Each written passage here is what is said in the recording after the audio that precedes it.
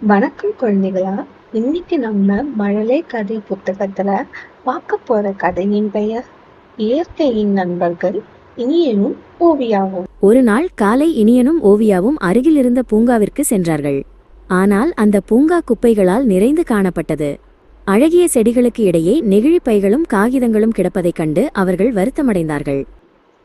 இந்த குப்பைகள் மண்ணுக்கும் செடிகளுக்கும் ஆபத்தானவை என்றான் இனியன். அவன் உடனடியாக ஒரு பெரிய பையை எடுத்து தரையில் கிடந்த நெகிழி பைகளை ஒவ்வொன்றாக சேகரிக்க தொடங்கினான். ஓவியா அங்கிருந்த காய்ந்த இலைகளையும் காகிதங்களையும் பெருக்கிச் சுத்தம் செய்தாள். இயற்கையை தூய்மையாக வைத்திருப்பது நமது கடமை என்று அவள் புன்னகையுடன் கூறினாள்.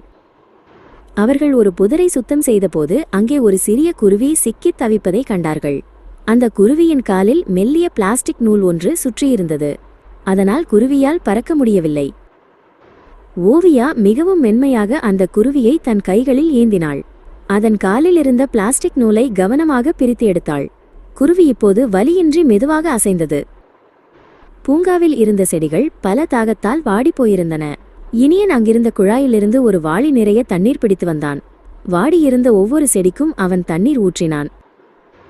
நாம் புதிய செடிகளை நட்டு இந்த பூங்காவை இன்னும் அழகாக்குவோம் என்று ஓவியா கூறினாள். இருவரும் சேர்ந்து ஒரு சிறிய குழியை தோண்டி அதில் ஒரு புதிய மரக்கன்றை நட்டு வைத்தார்கள்.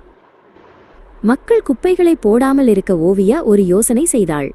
அவள் ஒரு மரப்பலகையை எடுத்து அதில் வண்ணக்கலவைகளைக் கொண்டு இயற்கையை பாதுகாப்போம், குப்பைகளை தொட்டியில் போடுவோம் என்று அழகாக எழுதினாள். ஓவியா எழுதிய அந்த பலகையை இனியன் எடுத்துச் சென்றான்.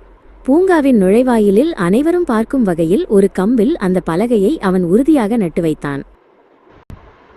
இப்போது பூங்கா மிகவும் அழகாகவும் தூய்மையாகவும் மாறியது. பறவைகள் மகிழ்ச்சியுடன் பாடின. வண்ணத்து பூச்சிகள் மலர்களை சுற்றி பறந்தன. இனியனும் ஓவியாவும் தாங்கள் செய்த வேலையை பார்த்து பெருமிதம் கொண்டார்கள். அப்போது மாறன் என்ற சிறுவன் ஒரு மிட்டாயை சாப்பிட்டுவிட்டு அதன் உரையை கீழே போட முயன்றான்.